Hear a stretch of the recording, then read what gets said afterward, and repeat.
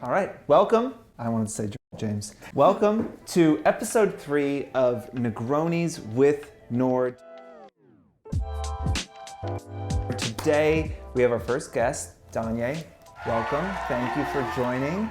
This is something that hasn't been announced to the public yet. It will by the time this video comes out, but we've just hired DonYe, which is very difficult to do, and something we got very lucky in timing and in generally DonYe being like, yeah, sure, I'll do this. But DonYe is joining and is going to be kind of doing all things with the influencer community, from helping our team build products for influencers, to continuing to roll out education for influencers, advocating for influencers to our campaign team, and just being there for the 180,000 influencers and somebody that they can reach out to. Not all at once, but welcome to the show, welcome to the company. Thank you guys. Before we jump in, I think what we want to talk about in this episode generally is what you plan on doing this year, which a week into working here is obviously a big ask, but we're going to talk through some of the plans we have for the community and broadly what we see happening with influencers, creators this year. But before we get into all that, let the people know who you are, how you got here, what's your background. How I got here, I think that, since growing up, I've always had a knack for creativity, but I never knew how I could monetize it until I got a little older and people started seeing what they see now in me back then. What was like the first time when you were young where you felt like, oh shit, I'm creative? When people started paying me to make their MySpace pages. Okay. My MySpace page, and I think I've always kind of used myself as a test dummy for all the things that I'm doing now. It was kind of like, I don't want to wait for somebody to hire me or to pick me. I can pick myself. And I think that I've been like the perfect test dummy since, I would say, like around 2009, when I first, started really monetizing my creativity, making logos and stuff for people. And me doing logos and graphic design put me in a lot of rooms with business owners, and that's when it was really like, oh my God, like I think this is where I'm supposed to be. My mind never stopped at just the graphic side. I was always thinking about all of the different ways that their business could be better, from marketing to web design to social. That's when I realized I should really be on the consulting side, telling people what to do with their business as it relates to marketing. That's great. I mean, consulting, what a beautiful thing, because you get to tell people what to do, and then you just kind of like, just back away and be like, I'm not actually going to do that for you. But we met because you were on our mutual friend Matt. How do I pronounce Matt's last name? Kobach? Matt K. Matt, if that's the wrong way to pronounce your name, I'm sorry. Like, he was doing these lives during COVID. You were on one talking about marketing. I feel like you basically speak in tweets generally. These little bite-sized nuggets that you just like keep thinking about over and over. And we got in touch, and you've been part of the advisory board for a year and a half now, and have been a big part of the changes at 4 that we've implemented through that time. And we're super excited to bring you on. And you had your own agency. When did you start that? How old were you when you started that? Oh, I don't remember the age. I remember the year. Well, we could probably figure both out then. Yeah, so. Was that 7 years ago? Yeah, so 20. 20. Bing, bing, bing. So yeah, 2015. I started it with a coworker of mine at the time. We were at this job and we just kept wanting to do, wait, can I cuss? We kept wanting to do creative shit, but we couldn't do it because the way that the corporate structure was set up. So it just started getting to a point where I was like, I need to create, I need to do something.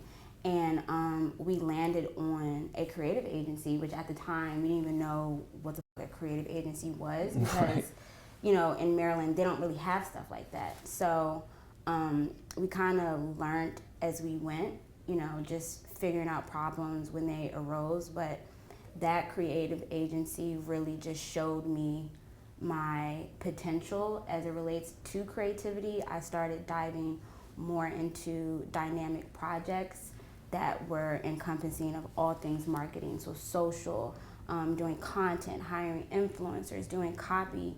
And I really feel like my time as a co-founder of that creative agency kind of was like the movie Slumdog Millionaires. Like every instance in your life, or like every moment, is the answer to a question. And it got to a point where I felt like my calling and my purpose was just so much bigger than being the co-founder of that agency. And there was so much stuff that I wanted to do that was so specific. And I feel like the only way that I could do that is if I left and did my own thing. And it's just so crazy what that leap did for me, because now I'm here. I would have never expected to be here. And I feel like during that time, I feel like you guys really saw me grow as a creative and even more as a professional. And I think that's what kind of put me on your radar, because at that point you were able to see who DonYe was without the influence of a job, without the influence of another business partner. It was like, this is DonYe for real, and I felt that at that moment. So I feel like, something that's hard about running any sort of agency is it's often hard to talk about your client work, right? Because they don't want you to talk about it. They don't want you to share details. And sometimes, especially when you're starting out, your clients aren't Nike. They're not the clients that you really want to work with. The scale is smaller. The product is maybe not as great. And so it's less exciting to talk about. And I think that, you then turned to social yourself and started building your own brand and started, breaking down, what was happening in culture from a marketing lens. I remember, you had a few kind of, viral moments, breaking down Drake's album release strategy, things like that. And, being able to take what you were doing for your clients, but then apply it to bigger cultural things that were happening and help people kind of understand, this is how ideas are created. This is how they're spread. This is kind of how culture, seeps into everyone's lives and how brands integrate themselves into that. So let's talk a little bit about your own journey in creating and building up your own social presence as, and you do some influencer work as well now. Let's hear about that a bit. So the Drake album artwork, that was just like an easy, low-hanging fruit thing for me, because number one, I love Drake. Number two, everybody loves Drake. Number three, everybody was talking about that album artwork. And then number four, it was, Drake had a track record of using his album artworks as a tactic to market his music. And I was like, that's an easy layup. And I trained myself to speak in tweets because I truly believe that if you have to over-explain something, then you're really not like an expert in it. So I always am trying to figure out, how can I condense something super complex into something very simple and digestible. And I feel like that is what keeps me sharp. So that's kind of like my way of like challenging myself and making myself better at my art. We are excited to see what you do with the creator influencer community here at 4. And over the last year, you've kind of like moved more into that space of giving advice to creators. I think Instagram recently had you lead an event for them. You've been on the creators channel for Instagram a few times, I believe. What is it about this space that interests you? It's a left turn from working with brands, to be thinking about how your marketing know-how and your understanding of branding and pop culture and all of that pertains to, this new industry that is growing. I think what leaned me into this was, like myself. Like I'm a first generation creative. A lot of people say, I'm a first generation entrepreneur, but I truly feel like a first generation creative is completely different. It's a different mindset that you have to have, because a lot of things is not correlated to vanity metrics. Like an entrepreneur, they can look at their business and say, I'm increasing my revenue, I'm doing good. But creativity, it's not measured the same. You can be making a lot of money as a creative, but if you don't like the art that it is that you're creating, then you can still feel empty. So on my creative journey, it was so much that I had to learn on my own, and I didn't have a community of people that I could lean on to.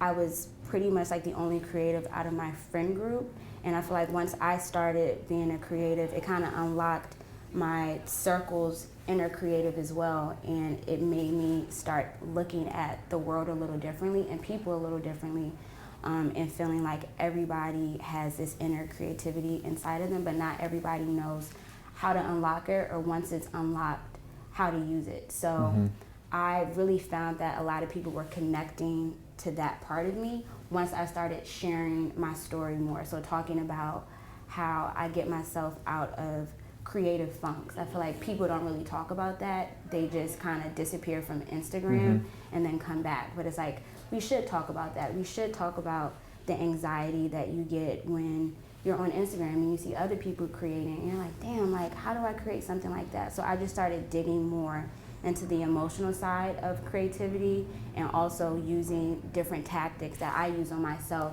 to get me out of those funks or to make me progress from point A to point B. And I just found that it really stuck with my community, and I just kept building on it and building on it. Well, I mean, I think that's a good, like, I'd love to hear an example. I mean, something that I know we've talked about and we want to do a lot more content on this year is this idea of like the cost of influence, right? That like people are quitting Instagram, they're taking breaks, that it's impacting their mental health in a really negative way. And it is, you know, if you think of creativity in a more traditional sense of an artist, they might be expected to have, you know, a couple of months a year where they're creating, you know, these kind of bursts of creativity, and then they kind of go dormant for a while. But with Instagram, that's not possible. You know, you got to create multiple times a day across multiple platforms. How do you know, what do you tell creators about how they get out of those ruts?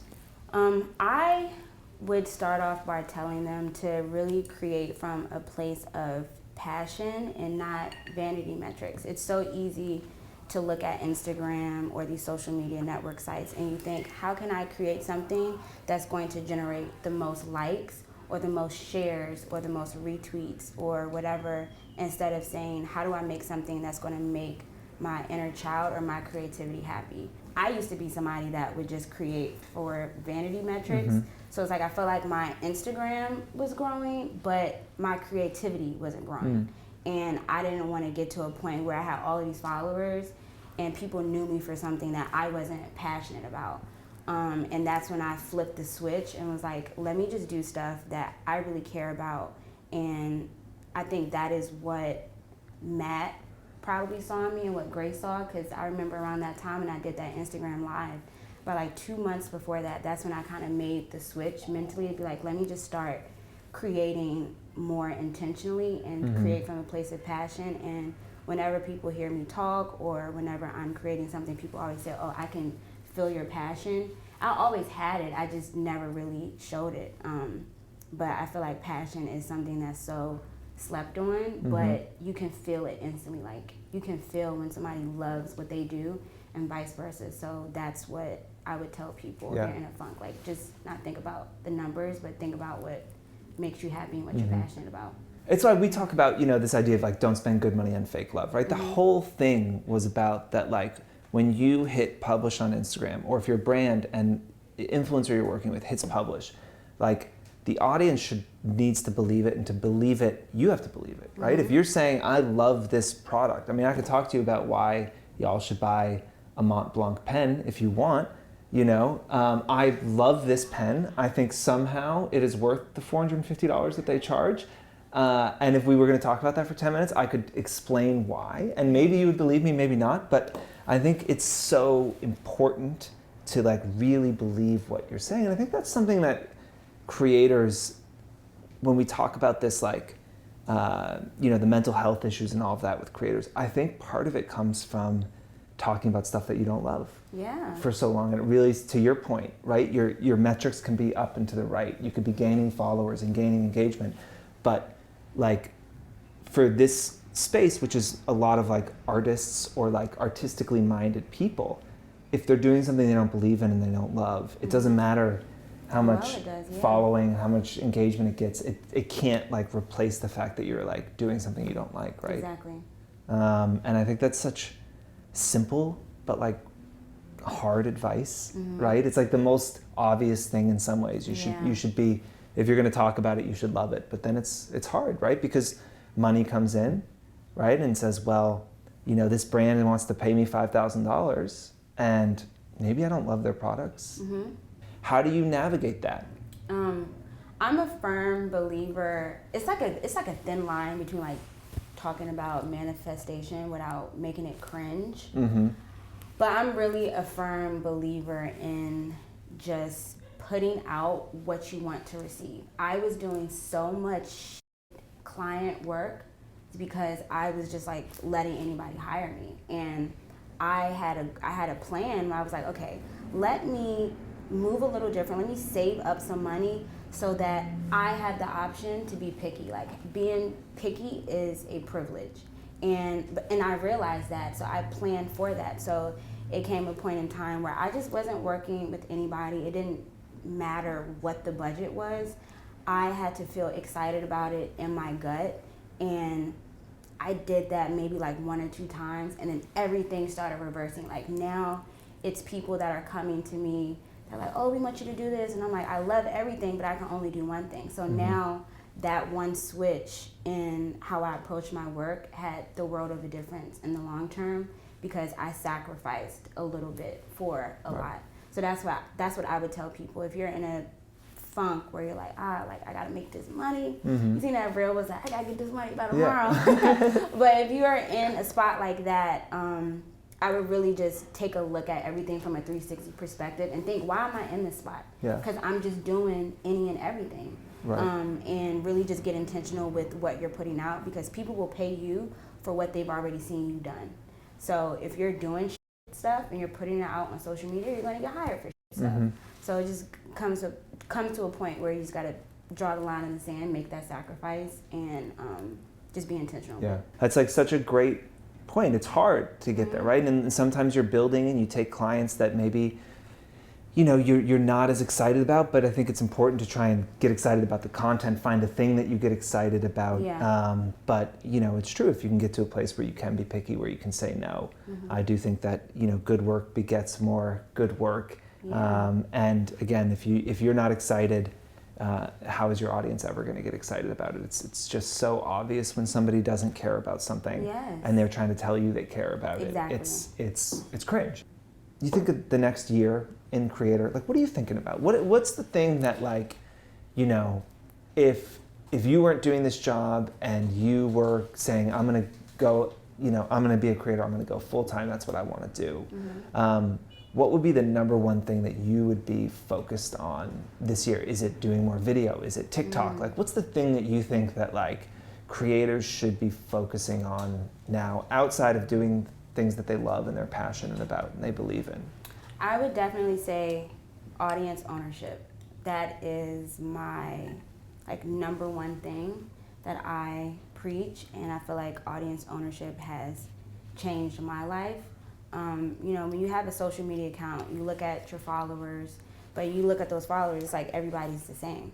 You know what I mean? And it's a lot of creatives that don't have an actual product. So like a photographer, their product essentially is their services, but you don't want to get to a point where the only way that you're making money is if you're going out and shooting. So a way to kind of maintain your integrity as an artist or as a creative and your brand is to own your audience outside of your services and the social media platform that you're on. So yes, you can get paid to, you know, shoot a celebrity or do a campaign, but once that campaign is over, what do you do?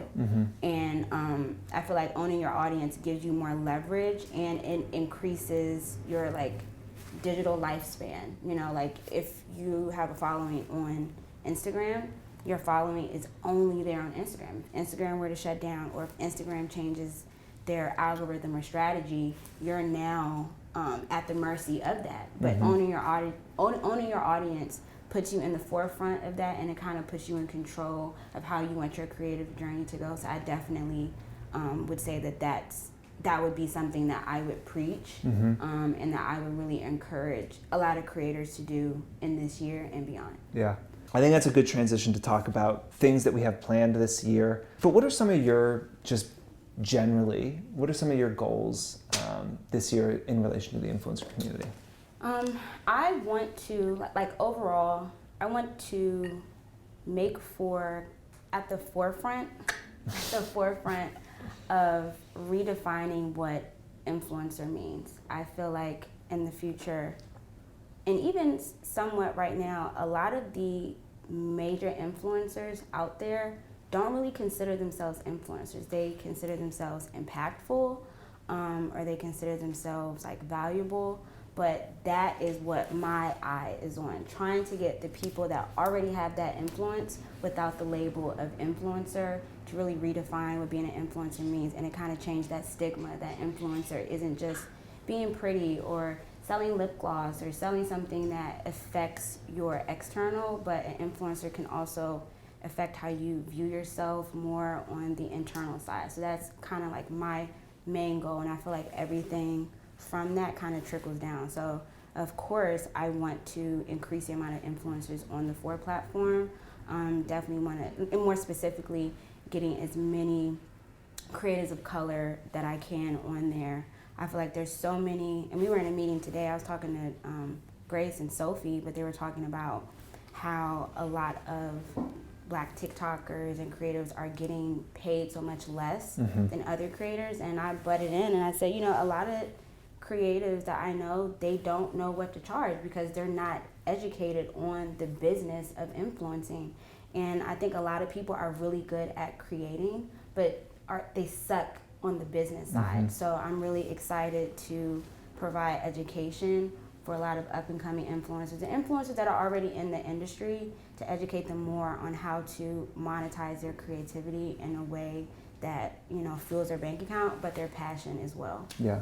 Those are kind of my main two goals. I would say the third goal that I have is to make the word FOR and the company FOR synonymous with influencer marketing. I feel like anybody that's talking about influencer marketing or influencers, FOR should be in that sentence. Just because you guys were the first, and the technology, like once I started being on the advisory board and I learned more about all the products and the technology that you guys have built, I was really blown away. So just getting more of the world to know about all the amazing things that you guys can do, getting those products out there, getting influencers to use those products and talk about those products so that people in turn correlate FOR with the influencer community. Yeah. So I would say those are my three main goals. Those are great. And I think that like something I love is that, you know, we have, you know, some of our story is similar in that like, and it's probably true of a lot of the people at this company, that the internet like changed your life. You know, and I think that's so much of like why I started the company, was that I was living a life that I was like generally dissatisfied with, and then having a following on the internet like dramatically changed my life, and I wanted to be able to like give that to more people and do it in a more equitable and fair way, where opportunity wasn't doled out by who you knew, but by the quality of your content and all the data and all of that stuff. And so I think that like it's so great to, you know, to have you who are, you know, admittedly, and lucky for you, much younger than me, but have a similar story and have that similar drive to help people change their life. Because, you know, I've always said, look, if you can get 100,000 followers on Instagram, and probably, you know, TikTok's not too far behind that, like you change your life. Like that dramatically changed the course of your life. I don't even got 100. Right. I got 30. Well, Yeah. not even 30, 29 in my life. Yes, I Changed. yeah. You know? And